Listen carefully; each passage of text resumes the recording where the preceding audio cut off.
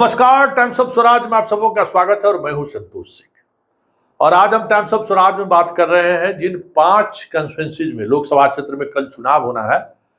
अधिकांश जगहों पर प्रिजाइडिंग अफसर ईवीएम के साथ पहुंच गए हैं और कह सकते हैं कि अब तैयारी अंतिम चरण में है। सभी जगह से प्रिजाइडिंग अफसर, पुलिस फोर्स, मजिस्ट्रेट, सारे लोगों का जो डिप्लॉयमेंट होता है वो हो चुका है। हालांकि सीमांचल में सुपौल, अररिया, मधेपुरा के इलाके से खबर आ रही है काफी तेज आंधी के आने की, बारिश की भी खबरें आ रही हैं, तो उसके कारण थोड़ी समस्याएं हुई हैं। कई शिक्षकगण जो प्रिजाइडिंग अफसर के रूप में पहुंचे हैं, उन्होंने बूथ पर इलेक्शन कमीशन की क्या तैयारी है उसका फुटेज भी उन्होंने भेजा है। ये देखिए, सहरसा मतलब मधेपुरा लोकसभा क्षेत्र का ये ब्लॉक कैंपस का ये मतदान केंद्र है जहाँ कल सुबह मतदान होनी है। देख लीजिए क्या व्यवस्था है, और इसी व्यवस्था को लेकर दावे करती है इलेक्शन कमीशन कि हम वोटिंग परसेंटेज बढ़ाने के लिए मतदाताओं को जागरूक कर रहे हैं, कोई समस्याएं नहीं हो इसका पूरा ख्याल रखा जा रहा है। जबकि जब जो वोटिंग कराने के लिए जो पोलिंग पार्टी वहां पहुंचा है, जब उसके रहने की व्यवस्था नहीं है, न बिजली है, न बत्ती है, कुछ भी नहीं है, कैसे वो रात वहां गुजारेगा, न शौचालय की व्यवस्था है, तो मतदाता के बात तो छोड़ ही दीजिए। जिस पर पूरी तौर पे कर्मठता के साथ चुनाव कराने की जिम्मेवारी है, वो खुद असहाय की तरह जो है सो मतदान केंद्र पर अगल बगल झांक रहे हैं कि कहीं से कोई रोशनी की व्यवस्था हो जाए, कहीं से पीने की पानी की व्यवस्था हो जाए।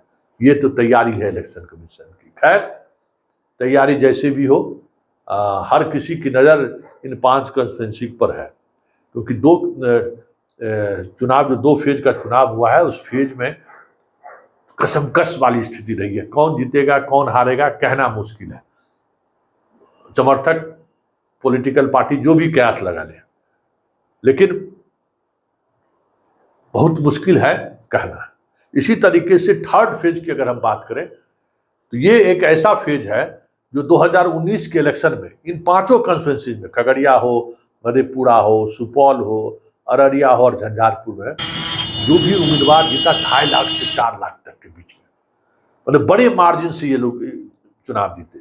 सिर्फ अररिया में जहां भाजपा के प्रत्याशी उम्मीदवार हैं, इस बार भी प्रदीप सिंह है, वो 1,31,000 सबसे कम वोट से अररिया ही बीजेपी चुनाव जीत पाई थी। बाकी चारों जगहों पर 2.5 लाख से 4 लाख के बीच में जीत हार हुई है, क्योंकि यह नीतीश कुमार का सोशल इंजीनियरिंग का ये प्रयोगशाला रहा है। और यहाँ अति पिछड़ा को लेकर जो उनका प्रयोग रहा, उस प्रयोग के सहारे पूरे यादव लैंड को उन्होंने लालू यादव से मुक्त करा दिया है। ये वही यादव लैंड है जिसकी चर्चा होती थी कभी, और नीतीश कुमार ने वहां अति पिछड़ा की पॉलिटिक्स करके पूरी तौर पर यादव लैंड को समाप्त कर दिया और वहां की राजनीति बदल गई। खैर, इस बार की चुनाव की अगर हम बात करें तो 2019 की तरह एक तरफा चुनाव नहीं है। आज झंझारपुर में जदयू सांस लेने की स्थिति में है, या समझिए कि जीत की ओर अग्रसर है। इसकी वजह यह है कि वहां से गुलाब यादव चुनाव लड़ रहे हैं। तो जितना खिलाफ आक्रोश जदयू के प्रत्याशी को लेकर है, बहुत मुश्किल था उनको जिताकर लाना। वैसे संजय झा का जो काम रहा है उस इलाके में, उससे लोग काफी प्रभावित रहे हैं।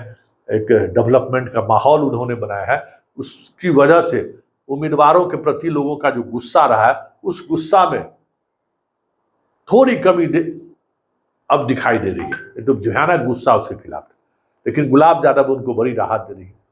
बात अगर अररिया की करें तो अगर मंडल जी जो निर्दलीय खड़ा है, अगर वो 25-30 हजार वोट ले आए तो इस बार बीजेपी प्रत्याशी के लिए बहुत मुश्किल होगा चुनाव जीतना। बहुत कोशिश हुई है कॉमनल लाइन पर वोट को एकजुट करने की, लेकिन कॉमनली चीजें नहीं बन पाई, अभी तक नहीं हो पाई। कई इशूज को रेज करने की कोशिश हुई है। खुद प्रधानमंत्री पहुंचकर भी कोशिश उनकी रही कि आरक्षण खत्म कर रहा है, मुसलमानों को आरक्षण दिया जा रहा है। इन सब तरीके के भाषण के सहारे अररिया का जो पिच है उसको थोड़ा तेज करने की कोशिश प्रधानमंत्री के द्वारा हुआ, लेकिन अभी तक उस पिच पे गेंद स्विंग करता हुआ नहीं दिख रहा है। बहुत मुश्किल है वहां, और यादव और मुसलमान अगर एक साथ हो गए तब तो समझ जाइए कि प्रदीप सिंह का हार निश्चित तय है, जिसकी संभावना बहुत बड़ी तेजी से उभरती जा रही है, क्योंकि मंडल के खड़े होने से निर्दलीय वो डॉक्टर है और उनकी लोकप्रियता है, और वहां मंडल की बड़ी आबादी है, हिंदू में मंडल की बड़ी आबादी है। तो ये कहीं न कहीं बीजेपी के लिए मुश्किल हो रहा है। उसी तरीके से सुपौल, जहाँ पिछली बार रंजीता रंजन को कामत ने बड़ी आसानी से कामत ने रंजीता रंजन को हरा दिया था, लेकिन इस बार वर्मा के खड़े हो जाने से मुश्किलात सामने आ गया है। वर्मा ही नहीं, इस बार आरजेडी ने वहां दलित को प्रत्याशी बनाया। ये अलग बात है कि उसके पास पैसा नहीं है, तो कामत के पास भी कुछ ऐसा पैसा नहीं है। विजेंद्र यादव अपने मेहनत के बल पे चाह रहे हैं उस सीटों को निकाल लेना, लेकिन अगर 1 लाख या 50-60-70 हजार से अधिक वर्मा वोट लाने में कामयाब हो गए तो वह सीट फंस सकता है, क्योंकि सोशल इंजीनियरिंग की तमाम कवायद इस बार दलित प्रत्याशी के खड़े कर देने से राजद के उसमें एक अजीब तरह का जो है सो कह सकते हैं कि कसमकस वाली स्थिति बन गई है। बात मधेपुरा की कहें तो मधेपुरा में जदयू को काफ़ी एज है, राजद के प्रत्याशी हालांकि वहाँ के प्रतिष्ठित रवि बाबू के पुत्र हैं, लेकिन इनको राजनीति से कोई वास्ता नहीं रहा। अंतिम चरण में इनको चंद्रशेखर को कंट्रोल करने के लिए लालू यादव टिकट दे दी, इसलिए बहुत कसमकस वाली स्थिति भी नहीं है। सामान्य तौर पर लड़ाई होगी, जीत हार में वो अंतर ना दिखे, क्योंकि शरद यादव 3 लाख से अधिक वोट से हारे थे, वो अंतर ना दिखे, लेकिन यहाँ स्थिति स्पष्ट है। लेकिन बात अगर खगड़िया की करें तो ये अलग बात है कि वर्मा सब कुछ से मजबूत है, जो एलजेपी रामविलास पासवान का उम्मीदवार है, लेकिन सीपीएम का वोटर नहीं होने के बावजूद भी जिस तरीके का माहौल सीपीएम ने वहां बनाने में कामयाब रहा है, ऐसे में रिजल्ट उलट फिर हो जाए तो कोई बड़ी बात नहीं होगी, क्योंकि कुशवाहा के